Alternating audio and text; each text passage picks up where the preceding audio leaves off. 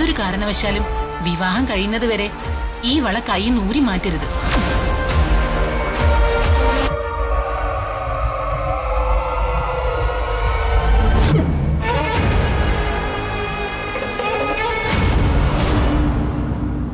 എന്താമ്മേ, എന്തെങ്കിലും വഴിതെളിഞ്ഞോ അമ്മയുടെ മനസ്സിൽ? നമ്മുടെ സമയം അത്ര മോശമൊന്നും അല്ല ദീപകേ. അല്ലെങ്കിൽ അവളത് വച്ച് മറക്കുമായിരുന്നു. ആര്? ഋതിക. അവളെന്ത് ചെയ്തു? ശ്രീകല വിവാഹം കഴിയുന്നതുവരെ കയ്യിൽ നിന്നും ഊരരുതെന്ന് പറഞ്ഞ കുടുംബത്തിന്റെ അടയാളമായ അവരുടെ സ്വർണവള അവൾ ഊരി മേശപ്പുറത്ത് വെച്ചിട്ടുണ്ട്. എന്നിട്ടവള് കുളിക്കാനേ ബാത്റൂമിൽ കയറി. എന്റെ പൊന്നു മോൻ പോയി അതിങ്ങ് എടുത്തോണ്ട് വാ. ആ ചെല്.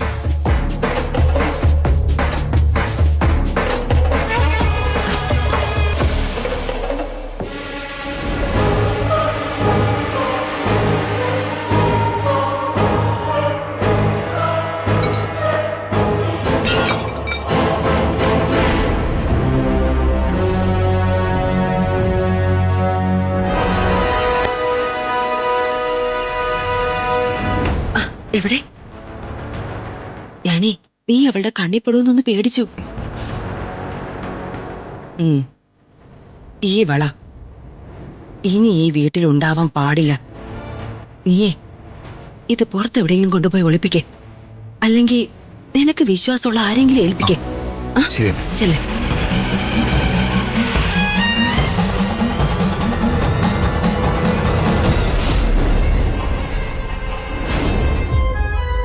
യാമിനി, ചടങ്ങിനുള്ള ഒരുക്കങ്ങളൊക്കെ തുടങ്ങിയില്ലേ? ആ തുടങ്ങിയല്ലോ ചേച്ചി. ആ നീയേ ഋതുമോളുടെ മുറിയിലേക്ക് ചെല്ല്. എങ്ങനെയാ റെഡിയാവേണ്ടതെന്നൊന്നും അവൾക്കറിയാൻ വഴിയില്ല. ആ പോയി അവളെ ഒരുക്ക്. ശരി ചേച്ചി. ആ വേഗം ചെല്ല്.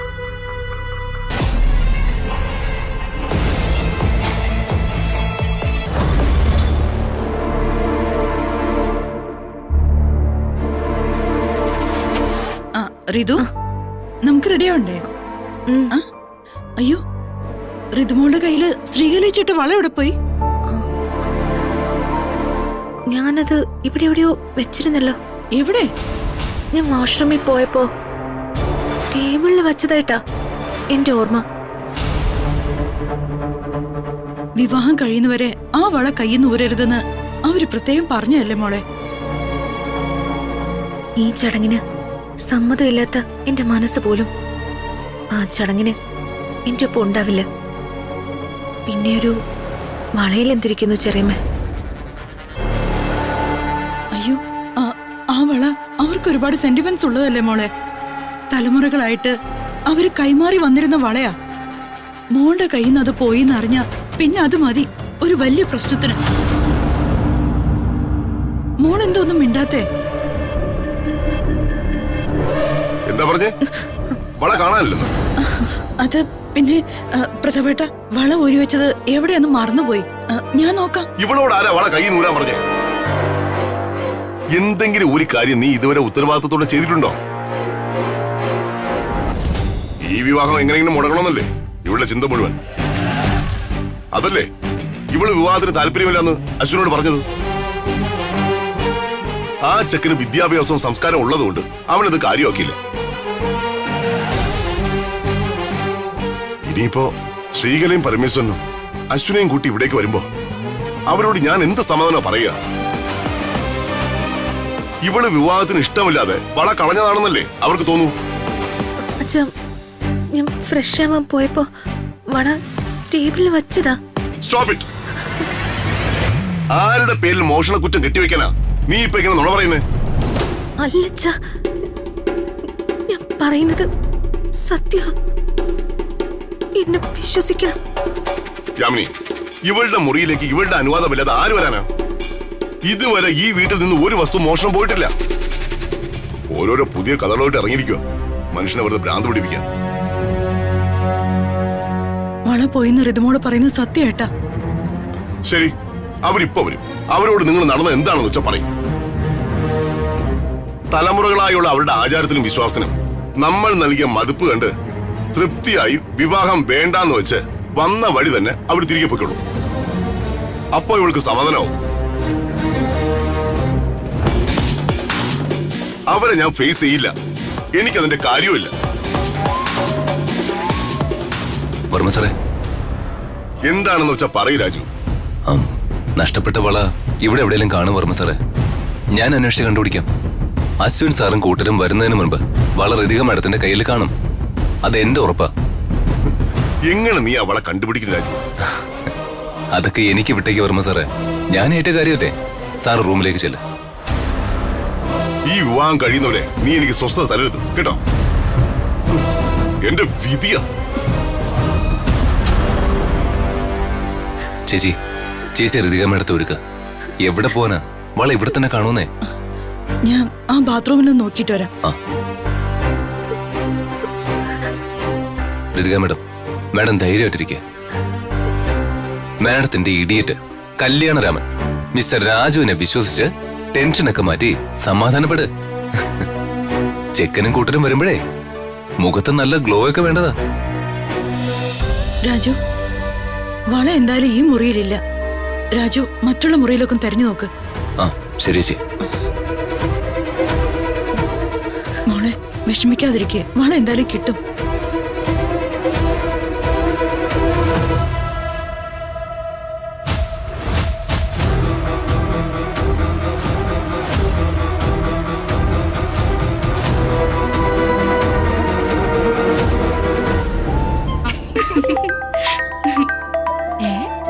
ഇതെന്താ അത്ഭുതം? എന്താ രമ്യ? ദേ നിന്റെ ചേട്ടന്റെ കോള് വന്നിരിക്കുന്നു. ഏട്ടൻ നിന്നെ കോൾ ചെയ്യാറില്ലല്ലോ. അതെ. ഹലോ രാജു. ആ രമ്യ, നീ ഇതെവിടെയാ? ഓ, നമ്മളിവിടൊക്കെ തന്നെ ഉണ്ട്. രാജുവിന് അതൊന്നും കാണാനുള്ള സമയമില്ലല്ലോ. രമ്യ, തമാശ കളിക്കാനുള്ള സമയമില്ല. ഇവിടെ ഒരു ചെറിയ പ്രശ്നം. എനിക്ക് നിന്റെ ഒരു സഹായം വേണം. എന്താ പ്രശ്നം? എന്തു പറ്റി? ശരിക്കും നമ്മുടെ സഹായം ഇപ്പൊ വേണ്ടത് ഋതിക മാഡത്തിനാ. ഋതിക മാഡോ കുഴപ്പത്തിലായിരിക്കുന്ന രമ്യ. കേട്ടില്ല നിന്റെ ചേട്ടൻ പറഞ്ഞത്? എന്നോടുള്ള സ്നേഹം കൊണ്ട് വിളിച്ചൊന്നുമല്ല, ഋതികയെ സഹായിക്കാനാ. ആ ശരി രാജു, കാര്യം പറയ്. ഋതിക മാഡത്തിന് മാഡത്തിന്റെ വുഡ് ബി അശ്വിൻ സാറിന്റെ അമ്മ കയ്യിലിട്ട് കൊടുത്ത ഒരു വളയുണ്ട്. ആ വള കാണാനില്ല. കാണാനില്ലെന്നോ? വള എന്താ കയ്യിൽ നിന്ന് അപ്രത്യക്ഷാവോ? എനിക്ക് തോന്നുന്നതേ ഇത് അവന്റെ പണിയാണെന്നാ. ആ ദീപകിന്റെ. രാജു അവനെ പിടിച്ച് മാറ്റി നിർത്തി നല്ല അടി അങ്ങ് വെച്ചു കൊടുക്ക്. നല്ല അടിയുടെ വേദന അറിയുമ്പോഴേ അവൻ തത്ത പറയുന്ന പോലെ സത്യം പറഞ്ഞോളൂ. ഏയ്, അങ്ങനെയൊക്കെ ചെയ്ത വർമ്മ സാറിന് ദേഷ്യാവും. രമ്യ ഒരു കാര്യം ചെയ്യേ. രമ്യയുടെ അമ്മ വീടിനടുത്ത് താമസിക്കുന്ന കാളിദാസൻ പോറ്റിയില്ലേ, എത്രയും പെട്ടെന്ന് ആളെ കൂട്ടി വിളിക്കോ. ആ ശ്രീവു എന്റെ കൂടെയുണ്ട്. ഞങ്ങള് പോറ്റിയും കൂട്ടി എത്രയും വേഗം അവിടെ എത്താം. രാജു ധൈര്യമായിട്ടിരിക്കും. ആ ശരി രമ്യ. ഋതിക മാഡം പേടിക്കണ്ട, ധൈര്യമായിട്ടിരിക്കുക. കാളിദാസൻ പോറ്റി വരും. ഋതിക മാഡത്തിന്റെ വള എവിടെയാണെന്ന് കണ്ടുപിടിക്കുകയും ചെയ്യും. ഉറപ്പാണോ രാജു? ഉറപ്പാണെന്നേ. ധൈര്യമായിട്ടിരിക്കുക, പേടിക്കണ്ട.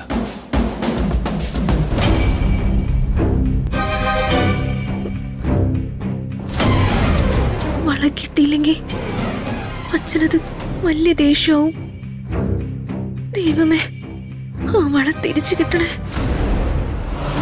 എന്തെങ്കിലും ഒരു കാര്യം ഉത്തരവാദിത്തത്തോടെ ഭംഗിയായിട്ട് അവൾ ഇതുവരെ ചെയ്തിട്ടുണ്ടോ? ഞാൻ പറയുന്നതിനാണ് എല്ലാവർക്കും എന്നോട് പരാതി. അവള് കാണിച്ചു കൂട്ടലൊന്നും ഒരു കുഴപ്പമില്ലെന്നാണോ? എന്തുപറ്റി പ്രതാപ? എന്ത് പറയണ ചേച്ചി? എന്റെ വിധി. ഇനി ശ്രീകരുടെയും പരമേശ്വരന്റെ മുഖത്ത് ഞാൻ എങ്ങനെ നോക്കും? അവര് 3 തലമുറകളിലേറെയായി കൈമാറി വന്ന സ്വർണ്ണ കങ്കണമായിരുന്നു അത്. അത് അവളെ എവിടെ കൊണ്ടേ കളഞ്ഞു. അയ്യോ, അവര് വരാൻ സമയമായല്ലോ. അവരോട് ഇനി എന്തു പറയും? വിവാഹം കഴിയുന്നത് വരെ ആ വള കയ്യിൽ നിന്ന് ഊരരുതെന്ന് അവര് പ്രത്യേകം പറഞ്ഞതല്ലേ. ഇനിയിപ്പോ എന്ത് ചെയ്യും? എന്ത് ചെയ്യാൻ? അവളുടെ തലയെടുത്ത് അതായിരിക്കും, അല്ലാതെ എന്തു പറയാനാ? ഋതികയുടെ തലയിൽ എഴുതിയിരിക്കുന്നത് മാറ്റി എഴുതുന്ന ആള് ഞാനാ പ്രതാപ. സാക്ഷാൽ ബ്രഹ്മാവിന് പോലും ഇനി ഒന്നും ചെയ്യാൻ കഴിയില്ല. നമ്മുടെ വീട്ടിൽ നിന്ന് ആ വള എവിടെ പോവാനാ ചേട്ടാ? ഇതാരെങ്കിലും എടുത്തതാണോന്ന് എന്റെ സംശയം. ഋതുമോളുടെ അശ്രദ്ധ കാരണം ഉണ്ടായതിനെ വേറെ ആരുടെങ്കിലും തലയെ കെട്ടിവെക്കണോ ശേഖര? അല്ല, ഋതുമോളുടെ വള ആരും മോഷ്ടിക്കാനാ ഈ വീട്ടിലെ ജോലിക്കാരോ? അങ്ങനെയൊന്നും ചിന്തിക്കാൻ പോലും പാടില്ല. എല്ലാവരും നല്ല ആളുകളാ.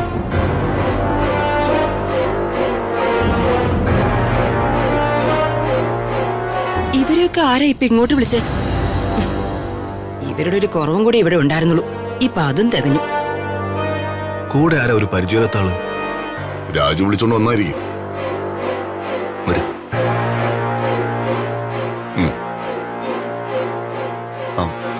വർമ്മ സാറേ, ഇത് കാളിദാസൻ പോറ്റി. നമസ്കാരം. നമസ്കാരം. രമ്യക്ക് പരിചയമുള്ള ആളാ.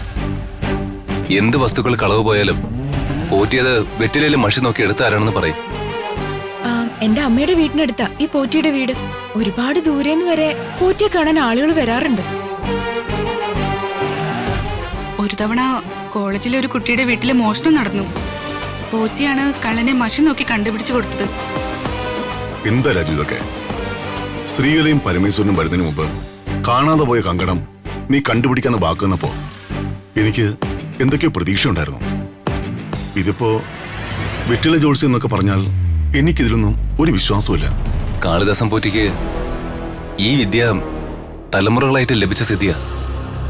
നമുക്കൊന്ന് ട്രൈ ചെയ്ത് നോക്കാലോ. ജ്യോതിഷത്തിൽ വളരെ ഫലപ്രദമായ പ്രശ്നരീതികളിൽ ഒന്നാണ് വെറ്റില ജ്യോത്സ്യം. ദൈവത്തിന്റെ പ്രതിരൂപമാണ് വെറ്റില. പിതൃക്കന്മാരുടെ അനുഗ്രഹം കൊണ്ട് തലമുറകളായി കൈമാറി വന്ന എന്റെ എളിയ സിദ്ധി കൊണ്ട് വർമ്മ സാറിന്റെ കുടുംബത്തിനുണ്ടായ ഒരു പ്രശ്നം അത് പരിഹരിക്കാനാവുമല്ലോ എന്നുള്ള സന്തോഷത്തോടെയാണ് രമ്യമോള് വിളിച്ചപ്പോ തന്നെ ഞാൻ ഓടി ഇങ്ങോട്ട് വന്നത്. വർമ്മ സാറിന് താല്പര്യമില്ലെങ്കിൽ പിന്നെ രാജു, എന്നാ പിന്നെ ഞാൻ ഇറങ്ങട്ടെ. പോറ്റി, ഒരു നിമിഷം. വർമ്മ സാറേ, ഋതികയുടെ വള എവിടെയെങ്കിലും വീണു പോയതായിരിക്കും, അല്ലെങ്കിൽ ആരെങ്കിലും മോഷ്ടിച്ചതായിരിക്കും. ഒരു കാര്യം ഞാൻ ഉറപ്പു പറയാം. കാളിദാസൻ പോറ്റി വെറ്റിലെ മഷിയിട്ട് നോക്കിയാ നഷ്ടപ്പെട്ടു പോയ വള തനിയെ നടന്നിവിടെ വരും. നോൺസെൻസ്. ഏത് കാലത്താ നിങ്ങളൊക്കെ ജീവിക്കുന്നേ? ഈ കാലത്തും മന്ത്രതന്ത്രങ്ങളും മഷിനോട്ടമൊക്കെ ആരെങ്കിലും വിശ്വസിക്കോ? മോളെ രമ്യേ, ഇത് നിന്റെ അമ്മയുടെയും അമ്മൂമ്മയുടെയും കാലമൊന്നും അല്ല. വർഷങ്ങൾ കുറെ മുന്നോട്ട് പോയി. മോളതറിഞ്ഞില്ലായിരിക്കും. യാമിനി, പോറ്റി ഇതുവരെ വന്നതല്ലേ? എന്തെങ്കിലും ചില്ലറ കൊടുത്ത് പറഞ്ഞേക്ക്.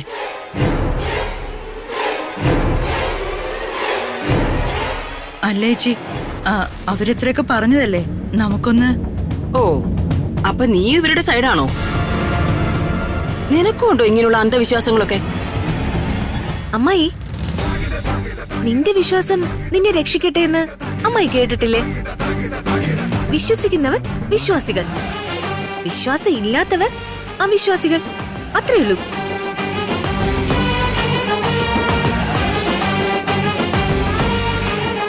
നഷ്ടപ്പെട്ടത് എന്റെ കയ്യിൽ കിടന്ന വളയാ. അതെടുത്തത് ആരാണെന്നറിയാനുള്ള ഒരു ശ്രമം. അന്ധവിശ്വാസത്തിന്റെ പേരില് ആശ്രമം പാഴാക്കണോ? അതെ, മോഷ്ടാവ് ആരാണെന്നേ നമുക്കിപ്പോ അറിയാലോ.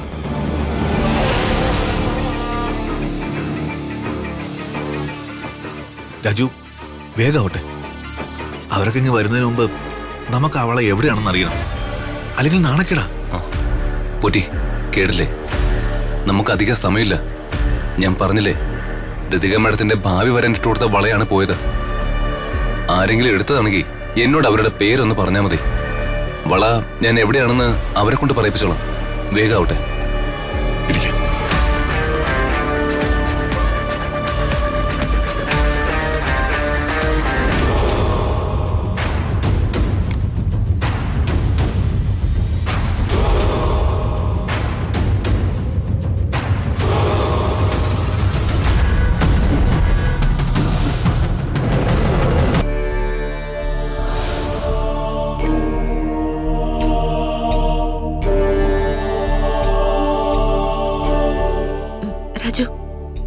കിട്ടൂലോ അല്ലേ?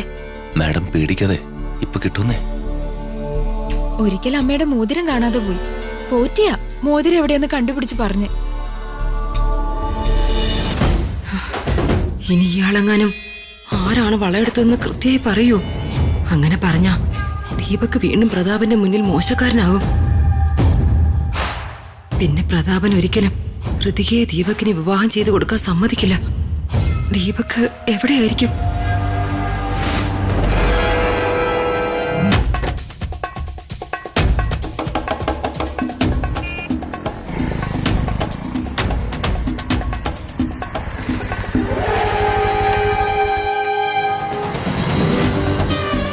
ജോബിനെ, ഞാൻ പറഞ്ഞല്ലോ, സാധനം എന്റെ കയ്യിലിരുന്ന് ഇപ്പൊ റിസ്കാ. നീ ഇത് ഭദ്രമായി സൂക്ഷിക്കണം. അത് ഞാൻ ഏറ്റു. ഇതുകൊണ്ട് വേറൊരു പണിയുള്ളതാ. വിൽക്കുകയും പണയം വെക്കുകയൊന്നും ചെയ്തേക്കരുത്. ഇല്ലെന്നേ.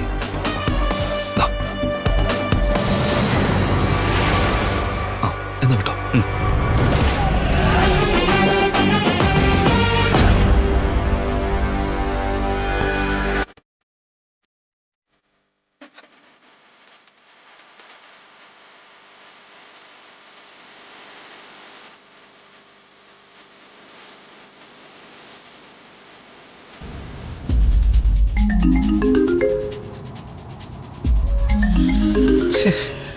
ഈ അമ്മയ്ക്കിത് എന്താ? ഞാൻ വളയുടെ കാര്യം കറക്റ്റായിട്ട് ഡീൽ ചെയ്യുമെന്ന് അറിയാനുള്ള വിളിയായത്. ഞാനെന്താ ഇള്ള കുഞ്ഞാണോ? ഇവിടെ കപ്പല് മുങ്ങി കപ്പിത്താനും ചാവാറായി. ഈ ചെറുക്കനൊന്നും അറിയുന്നില്ല, ഫോണും എടുക്കുന്നില്ല.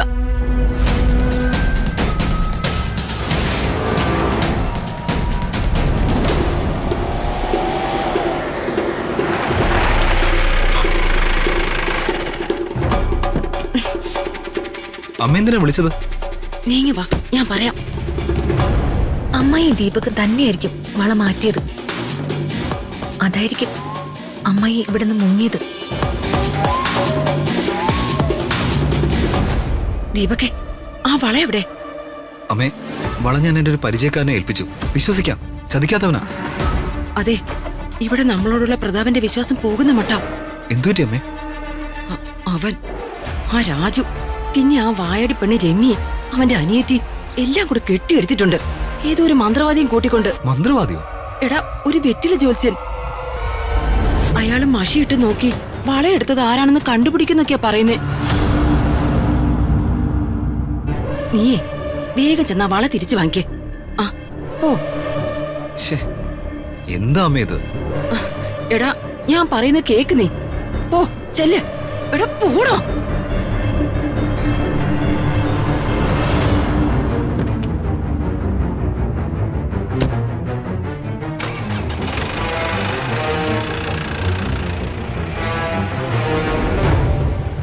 എന്താമായി? എങ്ങോട്ടാ ദീപകനെ ഇത്ര ധൃതി പിടിച്ച് പറഞ്ഞു വിടുന്നത്? അത് ഞാനെതിരെ നിന്നോട് പറയുന്നേ. ഞങ്ങൾ അമ്മയ്ക്കും മോനും ഇടയിൽ കുറെ കാര്യങ്ങൾ കാണും. അതൊക്കെ നിന്നെ ബോധിപ്പിക്കണോ? അല്ല, നീ എന്തിനാ എന്റെ പിന്നാലെ വന്നത്? ഞാനും അത് അമ്മായിയെ ബോധ്യപ്പെടുത്തേണ്ട കാര്യമില്ലല്ലോ. എനിക്ക് തോന്നി, ഞാൻ വന്നു. ദേ, എന്നോട് തർക്കുത്തരം പറയാൻ മാത്രം ആളായോ നീ? അമ്മായിയൊക്കെ കണ്ടല്ലേ ഞാനും വളർന്നത്. അപ്പോ കുറച്ചൊക്കെ എന്റെ നാവിനും മൂർച്ച കാണില്ലേ? ഓ, അല്ല, നിന്റെ കൈ കിടന്ന വള നീ എവിടെയാ കൊണ്ടുപോയി കളഞ്ഞത്? ഓ, ഒന്നും അറിയാത്തതുപോലെ. അമ്മായിക്ക് എന്താ തോന്നുന്നത്? എവിടെ ആയിരിക്കും ആ വള? എനിക്ക് നിന്നെയാ സംശയം. ആ, കൈ കിടന്ന വള പോയാൽ കല്യാണം മുടങ്ങുമെന്ന് അറിയാവുന്ന നീ നിന്റെ കയ്യിലെ വള ഊരി ഒളിപ്പിച്ചു വെച്ചു. ആ കഥ കൊള്ളാം.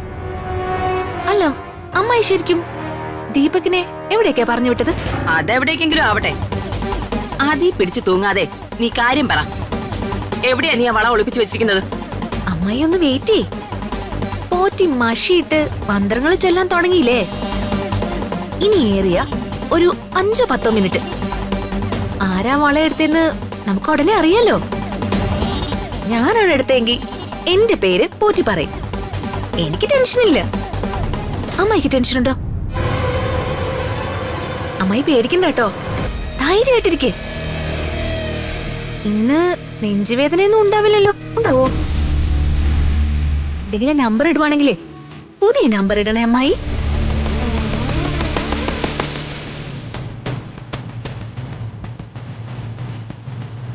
അവളുടെ ഈ മുള്ളു വെച്ച വാക്കുകൾ കേൾക്കുമ്പോ എന്തോ മനസ്സിലായെന്ന് ഉറപ്പാ. കഴിയും കഴിയുന്നത്ര വേഗം ദീപക് ഇവിടെ എത്തിയില്ലെങ്കിൽ എല്ലാം തകിടം മറി.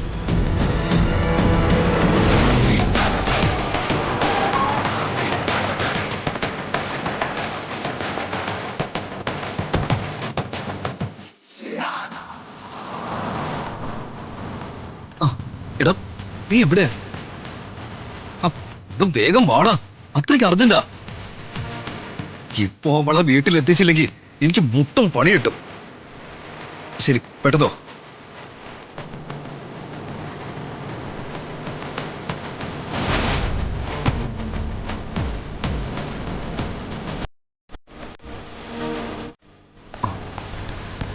വെള്ളം എടുക്ക, വേഗം എടുക്ക.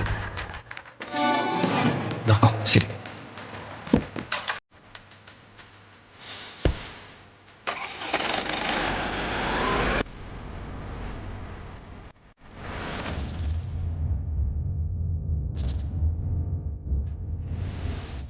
ചേച്ചിയുടെ പേടി കണ്ടോ അപ്പു?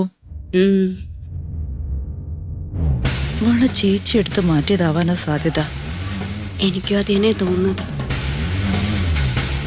ഇപ്പൊ അറിയാലോ സത്യം എന്താന്ന്. അമ്മായിയും ദീപക്കേട്ടനെയും മിക്കവാറും വെല്ലിച്ചും പുറത്താക്കുന്ന ലക്ഷണമുണ്ട്.